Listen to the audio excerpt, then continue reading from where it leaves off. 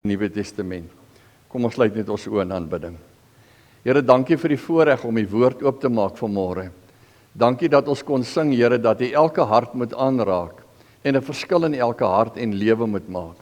Dankie dat ons bewus is daarvan dat ons in die verskyningstyd leef, maar dis nie 'n 40 dae wat U kom om te verwyd en tereg te wys nie, 40 dae van liefde, wat U soos U altyd gedoen het, U liefde aan ons bewys. Keer op keer vir ons kom sê, hoe lief U ons het, en Here, dat U gesterf het vir ons aan die kruis, om ons skoon te was van alle sonde, en ons met U te verbind. Here, seën ons vanmôre saam, en dankie vir elkeen wat hier is. Wil U gee dat elkeen vanmôre, deur U werking, o Heilige Gees, U stem hoor, duidelik hoor, en 'n boodskap kry om vas te hou, en mee op die pad te gaan vorentoe ook, en te weet U is by ons elkeen. Dankie vir elkeen wat U wakker gemaak het. Niemand is toevallig vanmôre hier nie. Here, U het 'n beplanning gehad, en U weet hoekom U ons lewe op 'n spesifieke manier lei, en U weet hoekom ons hier moet wees vanmôre. Seën vir ons saam, Here, in Jesus naam. Amen. Vers 13, op dieselfde dag was 2 van hulle op pad na die dorpie met die naam Emmaus, 12 kilometer van Jerusalem af. Hulle was in gesprek met mekaar oor al hierdie dinge wat gebeur het. Terwyl hulle so gesels en gedagtes wissel, het Jesus self nader gekom en met hulle saamgeloop, maar hulle oë is verhinder om hom te erken. Hy vra hulle toe, wat is dit julle wat julle so ernstig met mekaar loop en bespreek? Met somber gesigte gaan hulle staan, en een van hulle met die naam Kleopas antwoord hom, is u dan die enigste vreemdeling in Jerusalem, dat u nie weet van die dinge wat die afgelope 3 dae gebeur het nie? Hy vra hulle watter dinge, en hulle antwoord hom, die dinge in verband met Jesus van Nasaret, 'n profeet wat magtig was in woord en daad voor God en die hele volk, en hoe ons priesterhoofde en die lede van ons raad hom oorgelewer het om ter dood veroordeel te word en hom gekruisig het. Ons het so gehoop dat dit hy is wat Israel sou verlos. Maar boonop is dit vandag al die 3de dag vandat die dinge gebeur het. En nou het 'n paar vroue uit ons kring ons ook nog ontstel. Hulle was vanmôre vroeg by die graf en kon sy liggaam nie kry nie. Hulle het kom vertel dat hulle 'n verskyning gesien het van engele wat gesê het, hy lewe. Sommige van ons mense het ook na die graf toe gegaan en dit net so gekry soos die vroue gesê het, maar hom het hulle nie gesien nie. Toe sê hy vir hulle, wat 'n gebrek aan begrip en wat 'n traagheid van gees. Glo julle dan nie al die dinge wat die profete gesê het nie? Moes die Christus nie hierdie dinge ly om in sy heerlikheid in te gaan nie? Daarna het hy by Moses en al die profete begin en al die skrifuitsprake wat op hom betrekking het vir hulle uitgelê. Nou kan jy dink hoe lank vat dit, nee, ons praat van 300-400 skrifuitsprake, terwyl hulle so stap, verduidelik hy dit vir hulle. Toe hulle by die dorpie aankom waarheen hulle op pad was, het hy gemaak of hy verder wou gaan. Hulle het egter by hom aangedring en gesê, bly by ons, want dit is amper aand en die dag is al verby. Toe het hy ingegaan om by hulle oor te bly. Terwyl hy saam met hulle aan tafel was, neem hy die brood, vra die seun, breek dit en gee dit vir hulle. Toe gaan hulle oë oop en hulle het hom herken, maar hy het uit hulle gesig verdwyn. Hulle sê toe vir mekaar, het ons hart nie warm geword, toe hy op die pad met ons gepraat en vir ons die skrif uitgelê het nie. Hulle het dadelik opgestaan en na Jerusalem toe teruggegaan. Daar kry hulle die 11 en die ander mense by mekaar, en die sê die Here het regtig opgestaan en hy het aan Simon verskyn. Toe vertel hulle wat op die pad gebeur het, en hoe aan hulle bekend geword het, toe hy die brood gebreek het. Tot sover. Mag die Here vir ons vanoggend uit hierdie gedeelte van sy woord baie ryklik seën en gee dit daar vir elkeen van ons en vir elkeen van julle, ons almal saam, 'n boodskap sal wees uit hierdie gedeelte. In vers 13 tot 15 staan, op dieselfde dag was 2 van hulle op pad na 'n dorpie met die naam Emmaus, 12 kilometer van Jerusalem af. Hulle was in gesprek met mekaar oor al hierdie dinge wat gebeur het. Terwyl hulle so gesels en gedagtes wissel, het Jesus self nader gekom en met hulle saamgeloop. En dan staan daar in vers 30 en 31, terwyl hy saam met hulle aan tafel was, neem hy die brood, vra die seun, breek dit en gee dit vir hulle. Toe gaan hulle oë oop en hulle het hom herken, maar hy het uit hulle gesig verdwyn. En hulle sê te vir mekaar, het ons hart nie warm geword, toe hy op die pad met ons gepraat en vir ons die skrif uitgelê het nie. Saam met Jesus deur die lewe, dis ons teken, ons tema vanoggend. En nou moet ek sê dat ek en Elsbie het nou lank beplan aan dit wat ons nou aanpak die week, en gelees en gebid en vir die Here gevra, seën ons en moet ons nie al die vrae wat julle mos maar almal doen voor 'n mens iets aanpak. En toe lees ons ook hierdie stukkie. En 'n stukkie wat vir ons baie betekenis het en wat ek gedink het, dan kom ons lees dit vanmôre saam as gemeente. En dan deel ons saam in dit wat die Here vir ons gee, en ons deel saam met julle in dit wat die Here vanoggend vir ons gee uit sy woord uit. Op dieselfde dag was 2 van hulle op pad na 'n dorpie met die naam Emmaus. En dan dit wat daarop volg. 2 van hulle is saam op pad na die dorpie. Hulle stap.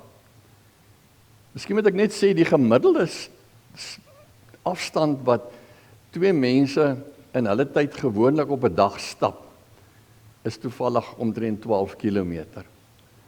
Onthou, hulle oefen nie, hulle is nie atlete nie, hulle dra teen hulle pakkie saam en wat hulle ook al alles by hulle het, hulle is op pad. En as jy so stap, dan stap jy nie sommer meer as 3 kilometer 'n uur nie. En dan in die tussentyd hou jy dalk stil iewers en drink water of wat ook al. So dit kon waarskynlik tussen 4 en 5 ure vir hulle gevat het om van Jerusalem af te stap na die dorpie Emmaus toe. Hulle is op pad soontoe.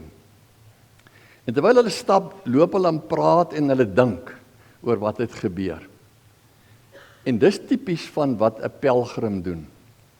'n Pelgrim is iemand wat op pad is met sy hele lewe. In 2019, toe ons die eerste keer gaan stap het ek in die Pinksterreeks gesê, as julle dit reg onthou, alle mense op aarde moet 'n keuse maak op jou lewenspad. En dit is of ek 'n loper is of 'n pelgrim. En dis 'n woord wat ons baie keer gebruik. Mens kry mense wat lopers is. En beteken, hulle loop net van A na B. Ons kry hulle baie keer as ons stap ook. Hulle kyk hoe ver kan hulle op 'n dag loop en hulle kyk hoeveel tree kan hulle in kan. Ons het laas in die berge van Galicië 'n vrou gekry en sy kan toevallig ook Afrikaans praat. Sy bly in Australië, maar sy kom van Mpumalanga af. En ons staan nog ongesels, toe sê sy nee, ek moet aangaan want ek het my teiken gestel, ek moet 1 miljoen tree doen. En toe dink ek, dis nou 'n loper.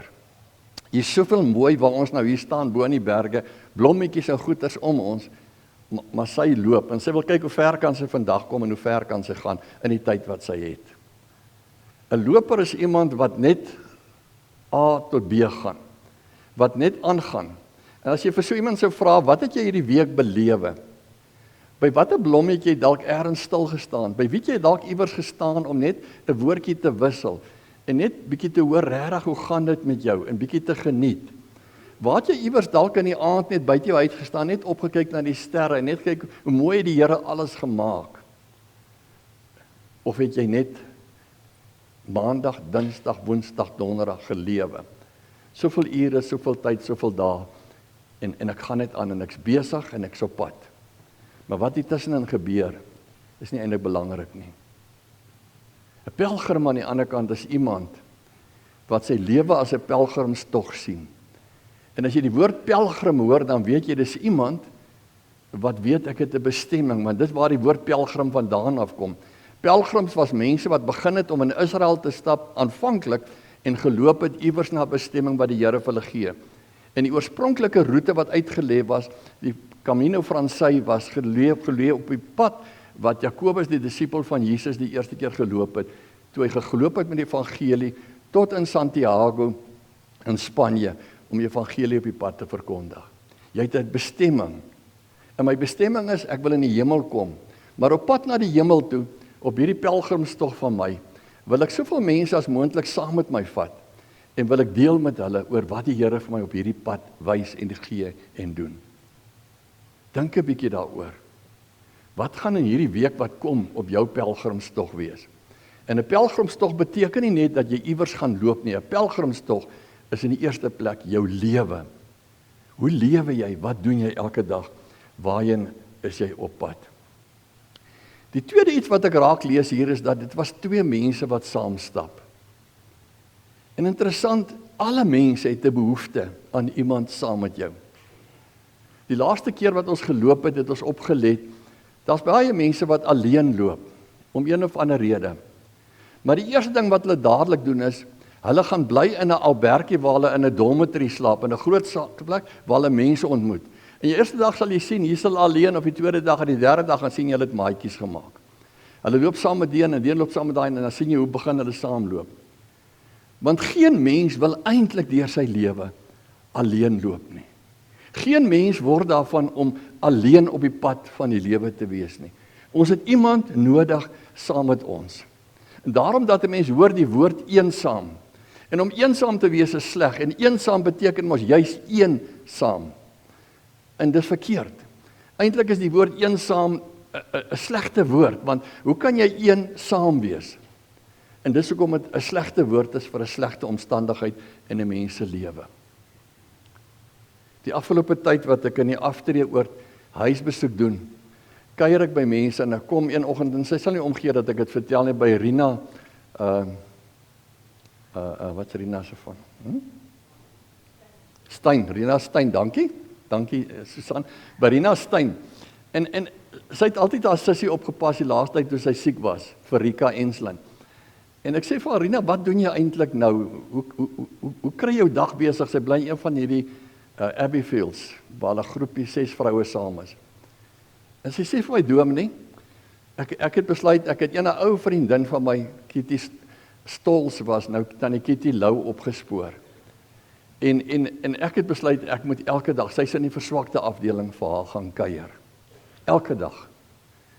'n week later doen ek by tannie Kitty huisbesoek. Ek sê vir tannie, en hoe gaan dit hier? Sy sê nie goed. Ek sê, en wat doen tannie elke dag? Sy sit in blokkies, sy is baie aktief besig daar waar sy sit, maar sy kan nie loop nie. En sy sê vir my, en die lekker is, Rina kom elke middag vir my kuier. Toe dink ek, dis nie meer eensaam nie, dis 2 saam. En toe dink ek, dit gee sin aan die lewe. Rina kon net sowel in haar kamer bly sit en net my eie ding doen met my eie lewe, my eie dinge. Maar sy het besluit, dis nou my werk, ek gaan vir haar kuier. Toe my ma in die verswakte afdeling gelê het destyds, en sy nie meer kon loop nie, en sy kon nie kerk toe kom nie, het ons dit verskriklik waardeer, het tannie Lucy de Pre kon nog kerk toe kom, en sy het elke liewe Sondag na kerk, as sy huis toe gaan, dan vertel sy vir my ma die hele preek. Sy lees vir 'n stukkie in die Bybel en sy vertel vir haar die preek. En sy het elke aand vat, toe sy nie meer kon lees nie, kom Bybel lees en kom bid. 2 saam. En daarom moet jy vir jouself afvra, is jy eensaam? En as jy eensaam is, saam met wie kan jy 2 saam wees? Die Here het ons so gemaak. Dit is juis hoekom ons man en vrou is. Dis die Here hoekom die Here vir ons iewers op ons lewenspad 'n maatjie gee, saam met wie jy kan loop. En dis die lekkerste van alle lekker dinge vir my en Elsabie, dat ons 2 dieselfde belange het en saam kan stap. En dat die Here my 'n vrou gegee het wat hou van loop. En swaar kry, sy gee nie om vir swaar kry nie. En ons kan dit doen, en ons deel met mekaar. Hoeveel van julle wat vanmôre in hierdie kerk sit, is man en vrou? Steek gegooi die hande op. Is daar man en vrou? Kyk net hoe baie. En as jy nou jou hand opsteek, ek hoop jy hou die enetjie langs jou se hand vas. Want die Here het 'n rede, hoekom hy vir jou hierdie maatjie gegee het, saam met jou. Maar julle 2 moet regtig, man en vrou, 2 saam wees op die pelgrimspad van die lewe. Dis verskriklik belangrik. Want daar is ook huise waar daar man en vrou is, maar eintlik is dit maar net 1 en 1, wat maar net toevallig dieselfde huis deel. Hulle is nie meer 2 saam nie. Man en vrou, 2 saam op die pad van die lewe nie. En as jy alleen is, kry vir jou 'n vriend, kry vir jou 'n vriendin, kry iemand met wie jy kan kuier, kry iemand vir wie jy kan beteken. Gaan beteken vir iemand iets. Dan word jy nie meer net 'n loper van dag tot dag nie. Dan vul jy jou lewe met betekenis as 'n pelgrim op God se pad wat hy vir jou gee. Petrus het egter opgespring en na die graf toe gehardloop. Toe hy daarvoor oorkom, kyk, sien hy net die doeke, vol verwondering oor wat gebeur het, is hy terug huis toe. Op dieselfde dag was 2 op pad na die dorpie in die naam Emmaus, 12 km van Jerusalem af. Hulle was in gesprek met mekaar oor al die dinge wat gebeur het. Terwyl hulle so gesels en gedagtes wissel, het Jesus self nader gekom en met hulle saamgeloop, maar hulle oë is verhinder om hom te herken. En dis my vraag daarom, sien jy vir Jesus by jou? Sien jy vir Jesus by jou? Het jy iewers die week regtig gesien, maar die Here is hier? Ek bedoel nie sien hom letterlik, hier staan hy nie. Maar is jy bewus van Jesus se teenwoordigheid by jou? As jy nie is nie, is jou oë nog blind. Jesus is by ons. Hy's fisies by ons deur sy gees. Hy's in ons teenwoordigheid. Hy loop saam met ons. Hy help ons besluite neem. Hy voorsien vir ons dinge. Daai dinge wat jy baie keer dink as toevallig. Dis die Here wat sorg. Op 'n wonderlike manier vir jou sorg. Laat die regte dinge op die regte tyd met jou gebeur. Ek gebruik graag hierdie beeldjie vir mense. En veral vir twee mense in 'n huwelik ook. Dis 'n beeldjie wat ons kry uit getroue getuies uit. En waar se mense leer, hoe praat jy met iemand? Hoe is jy saam met iemand? En die ding is, as ek na die linkerkantste ouetjie is wat praat met die regterkantste ouetjie, dan gaan die pyltjie van my af na hom toe. Maar die oomblik as ek met jou praat, soos op hierdie oomblik ook, ek praat met julle. Die pyltjie gaan van hier af nou na jou oor toe, van my mond na jou toe. Maar die oomblik wat ek praat, praat ek met die Here ook. En daarom het ek gesê, Here, vat vanmôre my woorde en gebruik U hulle. En dan praat ek met die Here en die Here praat ook met jou. Jy hoor eintlik altyd dan twee stemme. Jy hoor my stem en jy hoor die Here se stem. En die wonderlike is, wanneer ek baie keer dit maar bietjie sleggerig sê, dan sê die Here dit duideliker. Jy hoor dit baie keer anders as wat ek het gesê het, want die Here laat jou reg hoor. En wanneer jy weer antwoord, dan praat jy met my, maar jy praat ook met die Here en die Here praat met my. En daarom is geen gesprek van twee mense ooit net twee mense nie. 'n Gesprek is altyd 3 saam. As ons op 'n pelgrimstog is, deur die lewe in ons huwelik, in ons verhouding, in ons vriendskappe, is ons altyd in 'n 3-rigting gesprek. Ek en jy en die Here kuier met mekaar. Hy loop saam met ons, en hy hoor, en hy praat, en ons praat, en hy praat, ons praat deur hom met mekaar. En dis die enigste manier wat kan help, dat ons reg luister, en reg hoor, en sag hoor. Want wanneer iemand dan vir my iets verkeerd sê, tussen man en vrou ook, en dit neem 'n bietjie aanstoot, en dit maak my kwaad, dan sê, hoor ek mos dit by die Here ook. En dan gaan ek anders antwoord, want die Here is hierby. Ek kan jou nou nie antwoord soos ek jou eintlik wou geantwoord het nou nie, want die Here is nou hier in die geselskap. Maar die Here is altyd in die geselskap. En daarom leer ek mettertyd, ek kan nie meer kwaai antwoord nie, ek kan nie meer ongeskik wees nie, want die Here is in die geselskap. En die Here hoor elke woord. En dis tipies van pelgrims. Ons is altyd in 'n 3-rigting gesprek met mekaar. Toe het Jesus begin en hy het by Moses en al die profete begin en al die skrifuitsprake wat op betrekking het vir hulle uitgelê. En soos hulle stap, vertel hy vir hulle wat het alles gebeur. Want hulle verstaan dit blykbaar nie. En dan is die vraag wat ek dadelik myself afvra is, hoe leer jy by Jesus? Hoe leer ons by Jesus dit wat hy wil hê ons moet weet? En ek hoop nie dit is net hierdie stukkie op 'n Sondagmôre nie, of ek hoop nie dis net daai een klein dagstukkie vir 'n klein oomblikietjie wat jy saam met hom het nie. Want die belangrike ding wat ek vir jou wil sê is, jy leer by Jesus deur tyd saam met Jesus deur te bring. En elke mens verskil van 'n ander mens. Maar my persoonlike lewe is, ek moet tyd met hom deurbring deur net sommer oor hom te dink. Deur net sommer as ons stap op ver paaie en ek en Elspie kan kilometers loop sonder om 'n woordjie te sê, en dan dink jy. En baie keer as ons daar staan, dan sê ek vir hom, ek het nou dit gedink.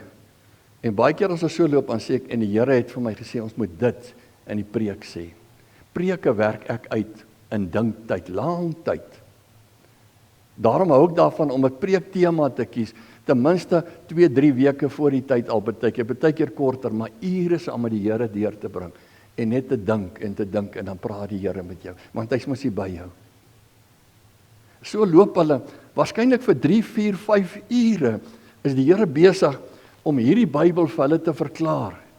Groot dele van die Ou Testament, alles wat op hom betrekking het, staan daar. Hoekom het Jesaja gesê, deur sy wonde gaan daar vir ons genesing kom? Hoekom het Jesaja gesê, was ons skoon dat ons witter as sneeu kan wees met sy bloed? Dis die bloed wat nou die week daar gevloei het aan die kruis. En so gaan hy aan en hy vertel. Hoekom het hy al in Genesis 3 vers 15 gesê, jou nageslagte sal die slang se kop vermorsel? En so vertel hy vir hulle. Maar dit kon nie net 5 minute wees nie. Hulle sou dit nooit verstaan het nie.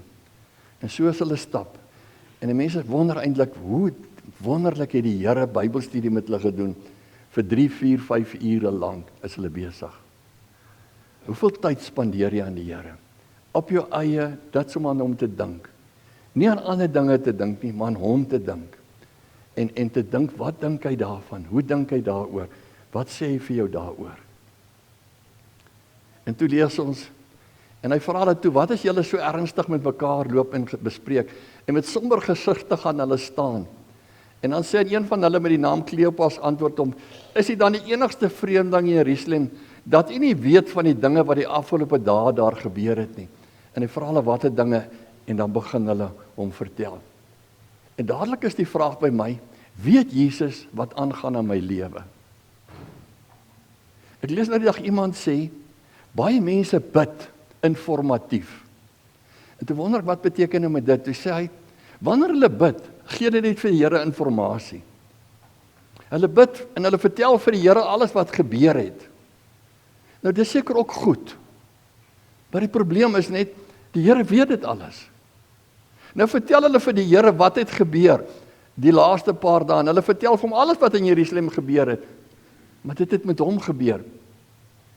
En dan laat ek baie keer wonder, weet die Here dan nie wat aangaan in jou lewe nie?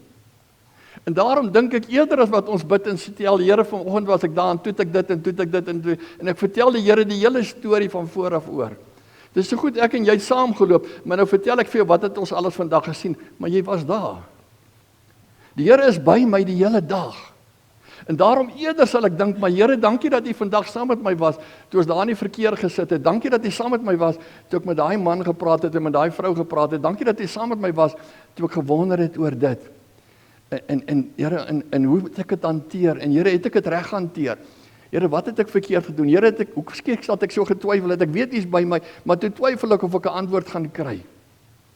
Daar raak die Here 'n werklikheid in jou lewe. Want hy het gesê hy gaan vir jou antwoorde gee. Hy het gesê hy gaan vir jou sorg. En hy het gesê ek is by jou. En die vir Dawid sê, Dawid, kyk net om jou en as jy skaduwee sien, dis ek. En jou skaduwee is nooit weg. En baie keer is dit donker en dink jy staan en maar sit die lig aan, dan sien jy ek is nog daar. Ek is saam met jou elke liewe oomblik van die dag. En jy hoef nie vir die Here te vertel wat het gebeur nie. Hy was daar. Hy is nou hier. Hy gaan nou net saam met julle in die kar wees.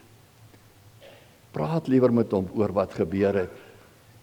Maar dis net dat in jou eie gedagtes dit anders is. Here, dankie dat ek en U kan gesels oor wat vandag gebeur het.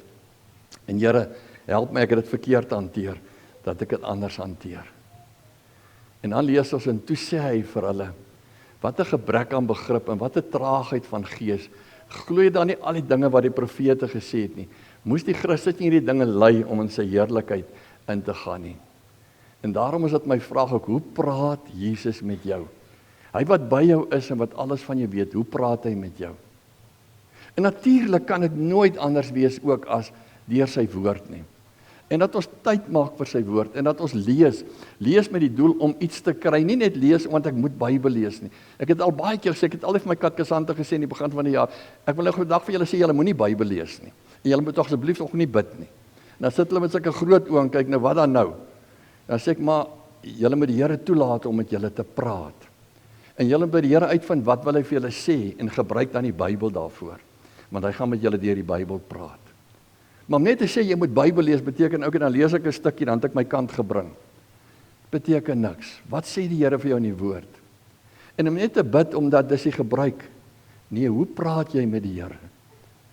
Praat met die Here deur sy woord en deur jou gebed en laat hy met jou praat. Maar die Here praat met jou deur mense, die Here praat met jou deur die omstandighede. Niks gebeur toevallig met ons nie. Niks het hierdie week met jou toevallig gebeur nie. Jy moes daar wees op daai oomblik. Jy moes net gesien het. Jy moes net ervaar het wat die Here vir jou wil sê. En dan aan die einde kom hulle en hulle sê daar toe hulle aan die tafel saam sit, het ons hart nie warm geword toe hy met ons gepraat het op die pad nie. En my vraag is, hoe ervaar jy die Here se liefde? Hoe ervaar jy dat die Here jou regtig liefhet? Dis mooi as kinders huil, want hulle is in die kerk. Dankie dat jy haar kerk toe bring. En hoe ervaar jy die Here se liefde? Weet julle, Jode het nie sommer saam met enigiemand geëet nie. Want hulle het verskriklike voorskrifte oor saam met wie mag jy eet en hoe mag jy eet. So as jy jou voete onder iemand se tafel insit en hulle laat jou toe om saam met hulle te eet, was dit eintlik 'n teken, ek aanvaar jou soos 'n vriend, jy's nou een van ons, jy eet by ons. Ek kan dit vertel, ek dink, mag ons wel omgee nie. Jare terug ry ons in die straat af en toe is Janie en Engelie nog dogtertjies. Nou loop hulle in die straat en ons wil hulle oplaai en maar hulle sê toe hulle gaan net 'n entjie. En hulle sê, want my ma het ook gesê ons mag nie by mense inklim wat nog nie by ons geëet het nie. En toe dink ek, is dit nie mooi nie. Want as iemand by jou geëet het en gekuier het, dan vertrou jy hulle, dan is dit ons mense. Die oomblik toe Jesus hulle daar kom en hy maak of hy aangaan, hy sê nee, bly by ons. En hy gaan sit saam met hulle aan die tafel. Toe aanvaar hy hulle en hulle aanvaar hom. Hulle eet saam, hulle breek brood saam. En daar aan die tafel kuier 'n mens mos baie keer die heel lekkerste. En daar gaan hulle oë oop. En daar kom hulle agter, my mens, ons het ure saam met Jesus geloop vandag, saam met die Messias geloop, en ons het nie geweet. En ek dink hulle was net agterna so spyt. Hulle het nie nog meer vrae gevra en nog meer geniet. Jesus loop by ons nie. Hulle dalk nog maar net soos lopers die kilos afgetel of moet daar kom. En dan het hulle meer soos pelgrims elke tree geniet, want Jesus is hier by ons. En toe gaan hulle oë oop en hulle sien vir Jesus en hulle ervaar sy liefde. Hoe ervaar jy die Here se liefde? In die natuur, en die mooi wat hy vir ons wys, in vriende, in jou huweliksgenoot, jou man, jou vrou, jou kinders, in jou ouers, in Jesus se teenwoordigheid. Ervaar jy elke dag dat Jesus jou lief het? En as ons 'n mooi liedjie sing soos volgende wat Debbie ons laat sing het, word jou hart nog warm. Voel jy ook so opgewonde? Dis so lekker. Jy partykeer wil jy sommer net huil daaroor, so lekker is dit. Want ek het Jesus lief. Jesus is in my hart. Jesus is by my. Jesus is saam met ons op pad. En toe kan hulle nie anders nie. Toe het hulle opgespring. En dit moes al laat in die dag wees. En 12 kilometer is ver. Dis hier vanaf amper in Carletonville. Maar dan vat hulle die pad. En ek dink hoe vinnig ook het hulle dit gedoen. Dan sit nie stadig nie. Dan is hulle op pad terug. Want hulle moet dit gaan vertel vir die ander disippels, die 11, wat oor is. En almal moet gaan vertel, Jesus lewe regtig. Dit wat die vroue vertel het, wat hulle vanoggend gesien het, is nie 'n storie nie. Jesus lewe, hy het opgestaan, hy was by ons. Hy het saam met ons geëet, hy het saam met ons geloop, en hulle gaan vertel dit. En daarom is my vraag, vir wie gaan jy dit vertel? Gaan jy dit vir mekaar net sê net nou, as jy ry van die af, as jy vanaand stilte tyd hou, net sê, dit is so lekker, Jesus lewe. En Jesus verskyn elke dag aan ons, Jesus is by ons. En ons vertel dit, en ons wil dit vir almal vertel. Jesus is by ons, hy lewe, en hy is teenwoordig in ons lewe. Ons kan nie anders nie, ons sê vir die Here dankie, dat hy elke dag saam met ons op ons lewenspad is. Mag julle waarlik pelgrims van Jesus wees, saam met wie hy loop, dag vir dag op die lewenspad. Amen. Dankie Here, U is so goed vir ons. Ag Here, vergewe ons vir die groot sonde, dat ons baie keer oor U praat, asof U afwesig is. Asof ons eintlik maar van U kan skinder, want U hoor tog nie, U weet tog nie wat met ons gebeur nie. Asof U nie teenwoordig is in alles in ons lewe nie. Here, help ons elkeen om te weet, U is hier, U is by ons, U is die lewende Here. En U verskyn aan ons elke dag. En U gebruik ons lewe, en U gebruik vir ons, en U het 'n doel en 'n plek en 'n pad met ons. En U weet waarheen U op pad is met ons. In ons donkerste oomblikke is U by ons, maar ook in ons heerlikste lagoomblikke en blydskap is U ook by ons. Wil U vanmôre, Here, teenwoordig wees en teenwoordig bly in elkeen wat hier is se lewe. Elke oomblik van elke dag. In Jesus naam. Amen.